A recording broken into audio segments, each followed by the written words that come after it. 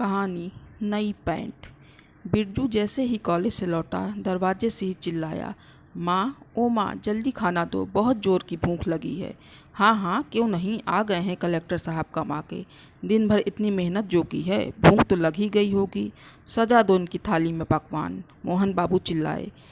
बिरजू को यह सब सुनकर बहुत गुस्सा आया और वह सिर्फ पानी पीकर खाली गिलास पटक कर अपने कमरे में बिस्तर पर जा लेटा। मोहन बाबू चिल्लाए, वाह ताव तो देखो बाबू साहब के। बिरजू की माँ मामले को शांत करने की नीयत से बोली, जाने भी दो, अभी अभी थका हुआ लौटा है कॉलेज से, इसी समय गुस्सा दिखाना ज़रूरी है क्या? चढ़ा लो लाडले को सिर पर, एक दिन पछताओगी, मैं कह रहा हूँ, मोहन बाबू बोले। बिरजू अपने कमरे में लेटा हुआ सोच रहा था, भगवान ने क्या किस्मत बनाई है उसकी। उसके साथ के सभी लड़कों के पास खुद की बाइक है और उसके पास ढंग की एक साइकिल भी नहीं। उसके सारे दोस्त कैसे नए चमकते हुए कपड़े पहन कर आते हैं और एक वो है जो कब से कह रहा है कि एक ढंग की नई पैंट खरीद दो। कितनी शर्म महसूस होती है सारे दोस्तों के बीच, 3 साल से वही पुरानी पैंट पहनते हुए। पर पापा सुने तब ना, उन्हें तो मेरी कमियां निकालने से ही फुर्सत नहीं है। बाहर जब मोहन बाबू का बड़बड़ाना बंद न हुआ तो बिरजू बाहर आ गया और तमतमाते हुए बोला, क्या पापा, आप हमेशा से मेरी कमियां निकालते रहते हैं। कब से कह रहा हूँ एक पैंट दिला दो, पर वो तो आपसे होता नहीं और हमेशा मुझे प्रवचन देते रहते हो। इतना बोलकर बिरजू बिजली सा बाहर चला जाता है और मोहन बाबू उसे जाते हुए देखते रह जाते हैं। दो दो बेटियों की जिम्मेदारी थी मोहन बाबू पर, एक एक पैसा दांत से दबा के रखा है। पाई पाई जोड़ते जोड़ते मोहन बाबू वक्त से पहले बूढ़े हो गए थे और चिड़चिड़े भी।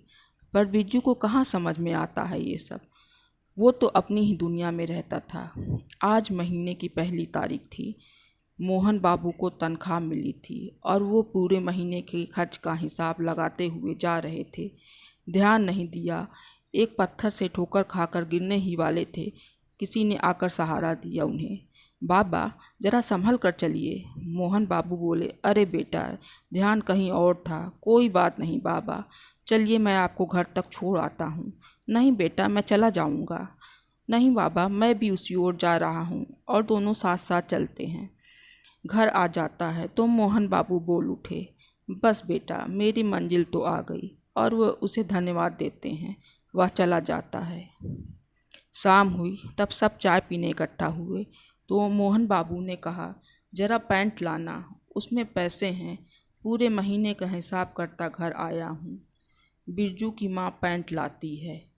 पर ये क्या, मोहन बाबू ने जैसे ही जेब में हाथ डाला, पैसे नहीं थे, उन्हें तो जैसे सांप ने सूंघ लिया हो। वो चक्कर खाकर धम्म से चारपाई पर गिर गए। जेब काट ली कमीने ने, कैसा भला मानस दिखता था और दिल का इतना काला। आज इंसानियत से भरोसा उठ गया मेरा। बड़बड़ाते हुए मोहन बाबू ने जो बिस्तर पकड़ा तो रात का खाना खाने भी ना उठ सके। सुबह लाख उठाने पर मोहन बाबू ना हिले तो बिरजू की माँ को कुछ शंका हुई।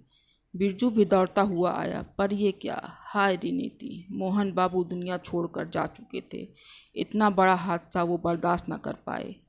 आज 13 दिन बाद सारी क्रियाओं से निपटकर बिरजू अकेला गुमसुम सा बैठा हुआ कुछ सोच रहा था। लगता था इन 13 दिनों में वो इतना जिम्मेदार बन चुका था जितना मोहन बाबू भी नहीं थे।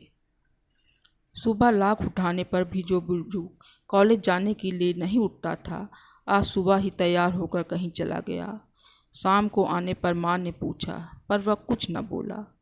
तीसरे दिन उसने कहा, माँ मुझे नौकरी मिल गई है। तो माँ ने उसे सीने से लगा लिया और सोचा, काश आज तेरे पापा जिंदा होते तो उनका सीना गर्व से चौड़ा हो जाता। देखते देखते वक्त कब बीत गया पता ही ना चला।